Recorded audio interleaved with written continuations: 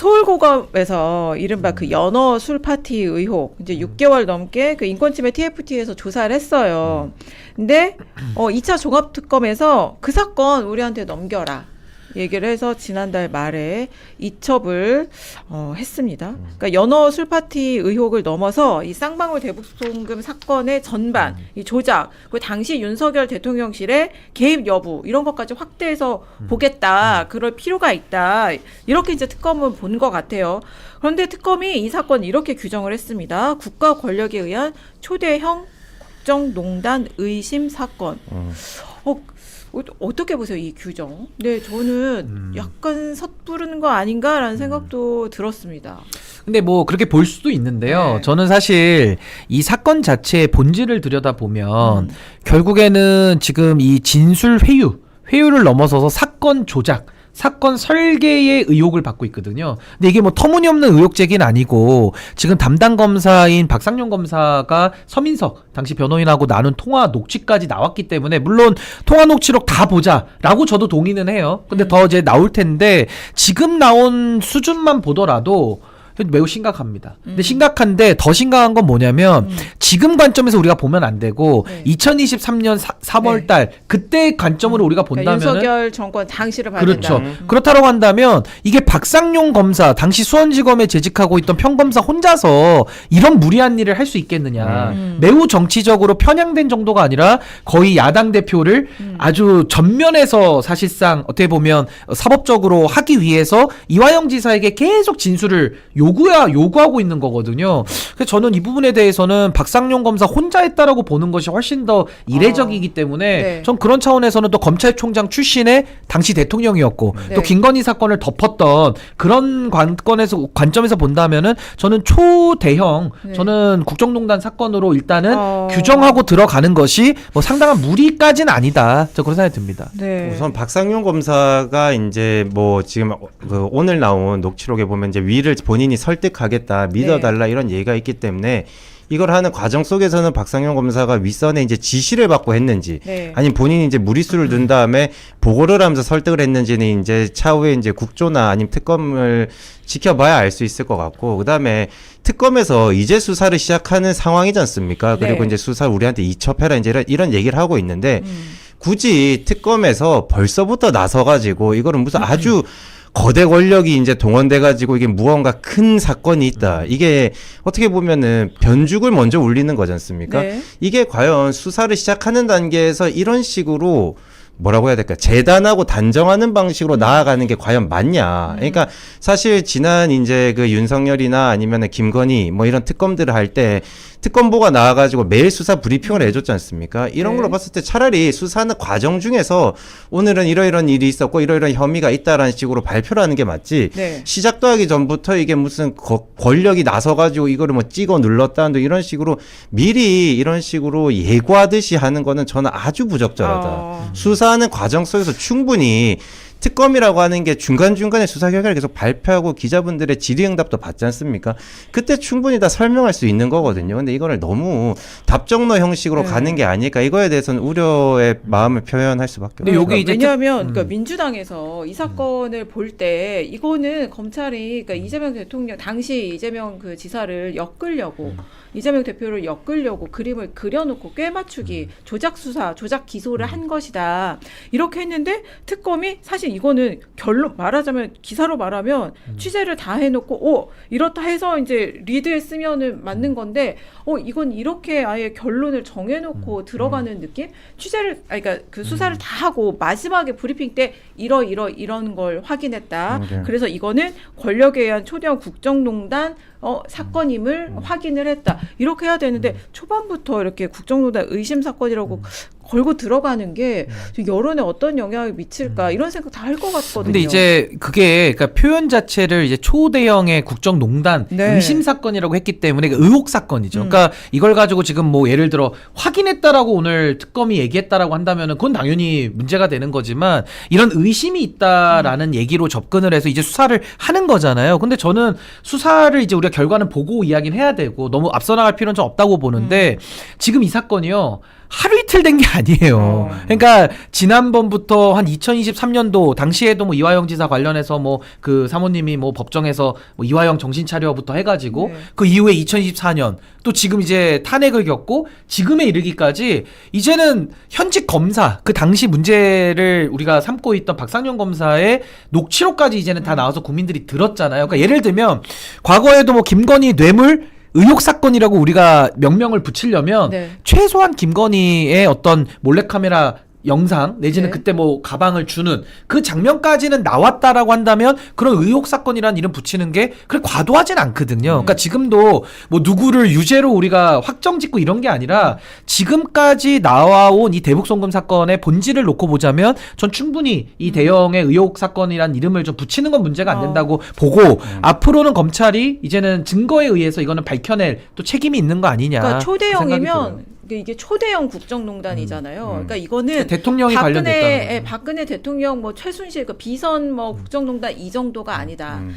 대통령 포함돼 있고 국가기관 포함이 돼 그 있고 총동원됐다는 다 거죠. 총동원돼서 당시 말하자면 그 이재명 그 야권의 유력한 대선 후보였던 이재명 죽이기에 나선 것이다. 이런 걸 밝혀야 되거든요. 맞아요. 근데 만약에 이렇게 밝히고 들어갔는데 그게 수사를 해봤는데 그 정도가 아니었으면 예. 이건 특검이 다 책임져야 되고 특검뿐만이 아니라 이거는 이재명 정부에도 악영향을 줄 수가 있을 것 저는 같아요. 엄청나게 큰 피해가 볼 거라고 봐요. 그러니까 신인규 변호사께서 말씀하신 거에 대해서 저는 다 답이 있다라고 봐요.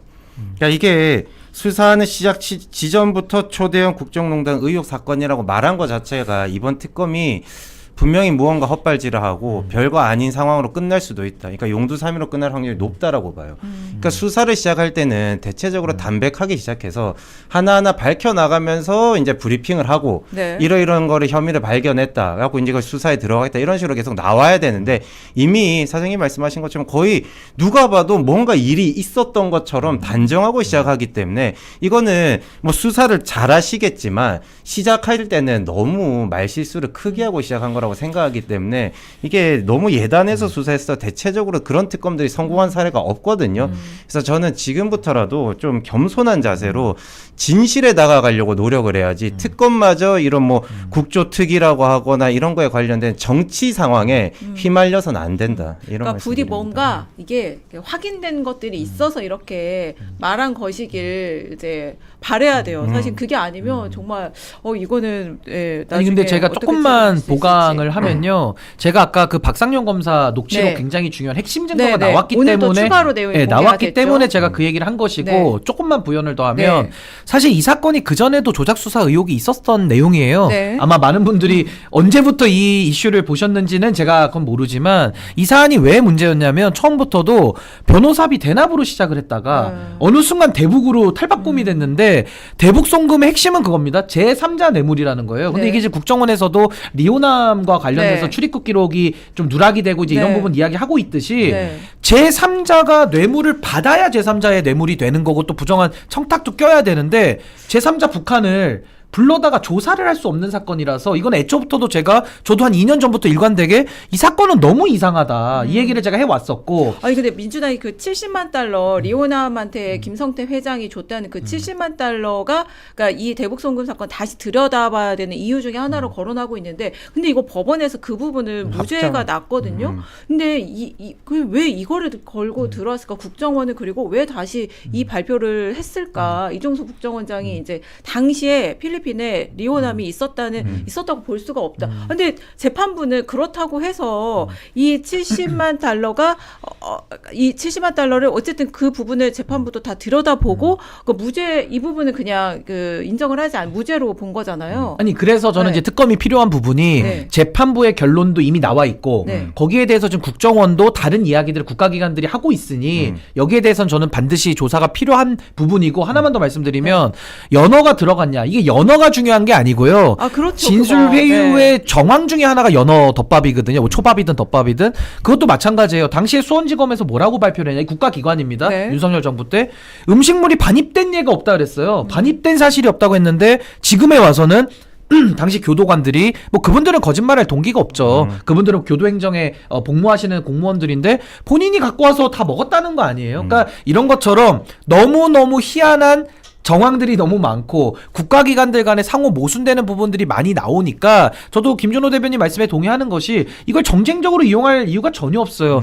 진실은 하나이기 때문에 그 진실이 뭔지를 국민들은 묻고 있고 거기에 대해서 이제는 답할 책임이 있는데 아마 특검이 그 역할을 해내야 되는 거 아니냐. 그래서 생각됩니다. 특검이 함부로 말을 하면 안 되는 거예요. 그러니까 지금 보면은 격까지 가지고 말이 많은데, 그러니까 민주당이 원하는 거 이거잖아요. 조작 기소가 있었다.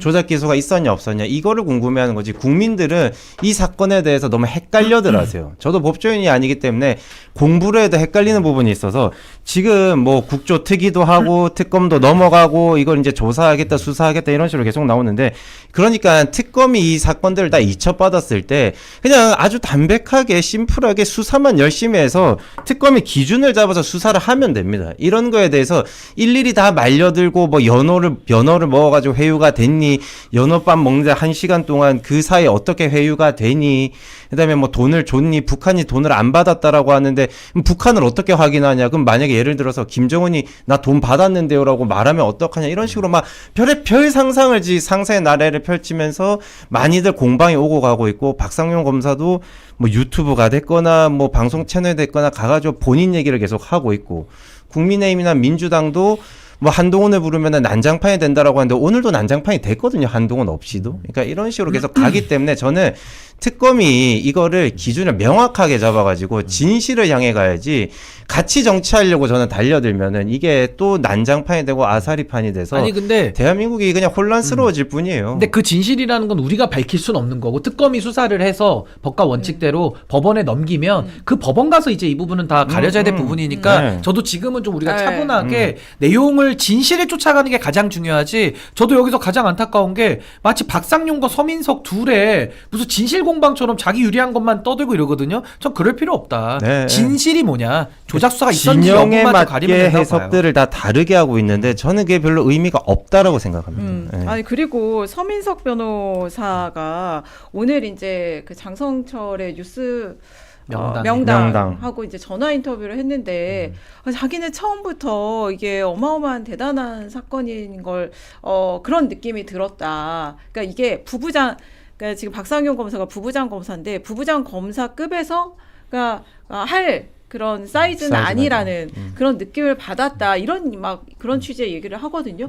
아니 그러면 처음부터 그랬으면 왜 이제 와서 그때 이걸 얘기를 녹취를 했었어야죠. 공개하느냐. 그때 이미 이거는 정권 차원에서 혹은 뭐 검찰 전체에서 검찰 수뇌부에서 적어도 최소한 그런 느낌을 받았다는 거잖아요. 아니 그러니까 그랬던 분이 당시에 윤석열 정권 하에서 고위공직자 공수처장 후보로 거론이 되고, 네. 그러니까 이런 것들이 국민들이 이해가 안 되는 거예요. 그럼 지금도 그때는 유리한 상황이니까 본인은 가만히 그렇죠. 있었다고 볼 수도 그렇게 있죠. 볼 수밖에 없는 거고, 지금도 녹취록이 있으면 빨리 공개를 하든지 이랬어야 되는데 청주시장 예비후보로 지금 이제 경선 것도 들어갈 거예요. 뭐 6명 후보 나왔다고 하는데 그러면서 이런 녹취를 공개하고 본인의 정치적 이익으로 원튼 안 원튼 환원되고 있거든요. 이런 것들이 국민들 보시기에는 진실이라고 하는 그 순결성으로 우리가 들어가야 되는데 너무나도 이런 오염적인 행태들이 지금 끼어 있다 보니까 이제 네. 바이어스가 끼니까 전 이런 부분에 우리가 현혹될 필요는 없고, 저는 서민석 변호사도 만약에 뭐 민주당이 그분을 통해 가지고 예를 들어 뭐 재미를 본다, 이거 불가능하다고 봐요. 만약에 이게 조작 수사를 밝히는 과정 속에서는요,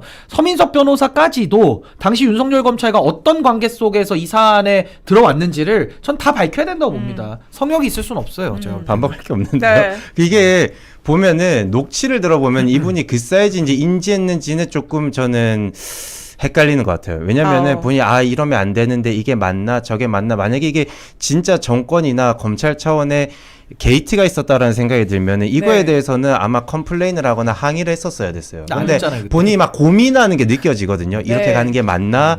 이러면 되는지 맞는지 내가 잘 모르겠다라고 하니까 박성용 검사가 걱정하지 말고 제가 윗선을 설득할 테니 괜찮다고 다독이지 않습니까? 그런데 오늘은 이제 이거 뭔가 거대한 세력에 의한 거대한 음모가 있는 거 아닌가, 그런 생각을 처음부터 했었다. 준비된 계획이 있지 않으면 어떻게 그런 게 가능했는지 의문이다. 그렇게 이제 그러니까요. 뉴스 근 3년 동안 그동안 그럼 뭐 했다는 거예요? 그래서 지금? 우리는 사람을 보면 안 되고 팩트를 봐야 되는 음. 거니까 전 여기에 대해서는 누가 누구 어떤 말 하는지는 지금 별로 중요하진 않아요. 왜냐면 지금에 와서 또 입장을 바꾸고 자기 유리한 얘기만 할 테니까요. 그러니까 저는 지금 녹취록 나와 있고 네. 관련자들 중에서 그나마 이제 바이어스가 덜 낀 사람들의 진술을 가지고서 이미 법무부에서도 한번 감찰을 했고 뭐 TF에서도 지금 고검에서 했잖아요. 그러니까 그걸 이어받아서 특검도 김준호 대변인이 염려하시는 그런 염려가 나오지 않도록 저는 정말 원칙대로 이거 성역 없이 수사해 봐야 된다고 봅니다. 네. 오늘 국민의힘이 이제 박상용 검사가 국조특위 이제 청문회에서 선서를 거부해서 이제 그러면 그냥 나가시오 해가지고 이제 참석을 못했잖아요. 네. 근데 국민의힘이 따로 그러면 우리랑 하자 해가지고 오늘 했죠. 네 특위 회의를 열었습니다. 오늘 그 영상 준비되어 있는데요. 잠깐 보시고 얘기 이어가겠습니다. 지금 진행되고 있는 국정조사는 오로지 저를 위증으로 고소 고발하고 그다음 그 내용을 가지고 특검에 출범시킨 다음 공소 취소를 할 것이라는 그런 시나리오를 제가 접하게 되었습니다. 그래서 선서 거부를 할 수밖에 없었고요. 그런 함정에 제가 빠질 수 없었기 때문입니다. 저에 대해서 특별한 사정 변경이 없음에도 직무집행이 정지되었기 때문에 그것은 제 선서 거부라는 정당한 권리를 행사한 거에 대한 보복성이라고 생각이 됩니다. 일단 박상용 검사는 법무부에서 이제 징계를 받을 것 같아요. 이제 징계를 하려고 아마 직무집행 정지를 한 것일 텐데, 이제 국민의힘하고 이제 청문회, 국민의힘이 따로 단독으로 청문회를 했는데 일단 오늘 좀 청문회 내용을 어떻게 보셨어요? 근데 저는 저렇게 현직 검사가 아무리 직무집행 정지라는 그런 임시적인 징계 조치를 받고 있지만 네. 저렇게 처신해서 되는가라는 전 근본적 의문이 있습니다. 그러니까 공직자고 국민전체 봉사자라는 그 신분하에서는 저렇게 국민의힘이라는 한 정파에 똑 붙어가지고 또 국민의힘이 원하는 진술을 또 박상용 검사가 지금 하고 있다고 저는 보거든요. 그러니까 원팀을 이루는 게 과연 그동안에 윤석열 시대 이후에 윤석열 검찰 권력이 국민의힘을 장악했고 이 정치 권력을 검찰이 먹었다라는 표현까지 언론에서도 썼었는데 진짜 그대로 하고 있잖아요. 그러니까 이렇게 반성과 성찰이 없는 모습을 여전히 보인다라는 것이 전 얼마나 박상용 검사의 말을 국민들이 신뢰할 수 있겠느냐 그런 생각도 들고요. 그리고 선서 거부도 저 거부할 정당한 이유가 없어요. 본인이 지금 위헌위법이라고 얘기하고 다니는데요. 박상용 검사가 무슨 헌법재판소입니까? 본인이 헌법재판관이에요? 아니 그 부분에 대해서 위헌 위법이 있다면 절차에 따라서 헌재가 판단을 해야 위헌이 되는 거지. 자기가 판단해서 이거 위헌이니까 난 협조 못해. 윤석열의 속옷 저항하고 저게 뭐가 다릅니까? 윤석열 씨도 혼자서 그냥 그 감옥에서 속옷만 입고 저항하면서 나는 위법한 영장 협조 못한다. 그랬더니 어떻게 됐습니까? 무기징역 나왔고 절차적인 거 다 치유가 되잖아요. 그러니까 저는 박상용 검사도 그동안에 대한민국의 검사로서 녹을 먹고 또 많은 피의자들을 불러다가 조사도 했을 텐데 그때 조사받는 피의자들이 나 박상용 검사 못 믿는다. 박상용은 위헌 위법한 검사다. 난 조사 거부한다. 그렇게 했을 때 박상용 검사가 어떻게 했을까를 생각해 보면요.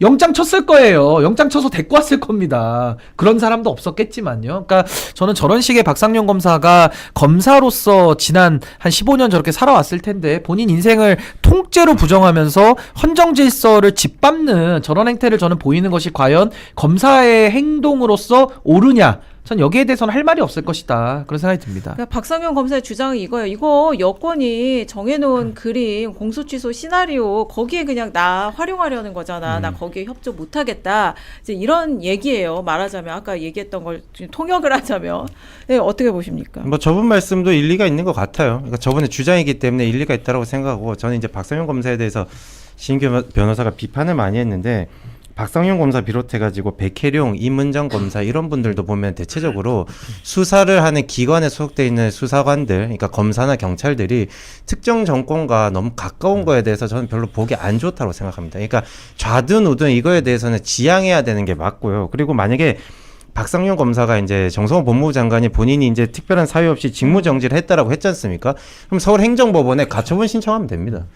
그래서 이제 추미애 법무부 장관이나 윤석열 전 대통령이 이제 검찰총장일 당시에 서울행정법원에 넣어가지고 또 인용받아서 직무 복귀하고 했지 않습니까? 네. 집행정지 신청을. 집행정지 신청을 했기 때문에. 취소 소송 지금 하는 거 뭐 한다는 것 같아요. 네, 그러니까 앞서 그게 얘기했죠. 본인이 가지고 있는 법의 권리를 활용하면 되는 거지. 이렇게 국조특위장에 나와가지고 이런 식으로 국민의힘이 또 이게 보면은 민주당에서 나가라고 하니까 옳다커냐고 바로 넘어간 게 국민의힘이 마련해둔 그 이제 청문회장으로 간 거기 아이고. 때문에 이게 어떻게 보면은 준비를 하고 세팅을 한 거지 않습니까? 국민의힘에서도 퇴장하고 의원들께서 이동한 게 이제 저 청문회장이었기 때문에 이게 어떻게 보면은 시나리오처럼 진행되고 있는데 이것만으로도 벌써 국조특위는 별로 의미가 없어졌다. 그러니까 특검이 만들어지고 했으니 여기에 옮기는 게 맞지. 국조특위에 가가지고 뭐 박상용은 뭐 증인 선서를 거부했기 때문에 네가 하는 말은 다 거짓말이야. 이렇게 바라보는 것도 저는 너무 과한 해석인 것 같고 그리고 박상용 검사도 그냥 가서 선서하면 돼요. 맞아요. 본인에 대해서 떳떳하다면서. 얘기할 거 있으면 얘기하고 권리에 대해서도 얘기하고 뭐 발언권을 안 주면 발언권을 안 주는 거에 대해서 또 나와서 또 방송 많이 나가시니까 또 실컷 얘기하면 되거든요. 근데 굳이 증인 선서를 안 함으로 해가지고 너 뭐 있지, 너 뭔가 문제 있는 애지 또 이런 거에 대한 의구심을 불러일으킨단 말입니다. 그렇기 때문에 지금 모두가 국조특위장에서 정치를 하고 있어요. 그러니까 공소 취소를 해야 되냐 말아야 되냐, 그러니까 조작 기소를 했냐 안 했냐 이거에 대한 그 제일 중요한 중점적으로 논의돼야 되는 상황이 전혀 눈에 보이지 않고 이재명 대통령은 뭐 공소 취소 빌드업 하는 거다 뭐 하는 거다 결국 이재명 대통령한테도 이게 손해거든요.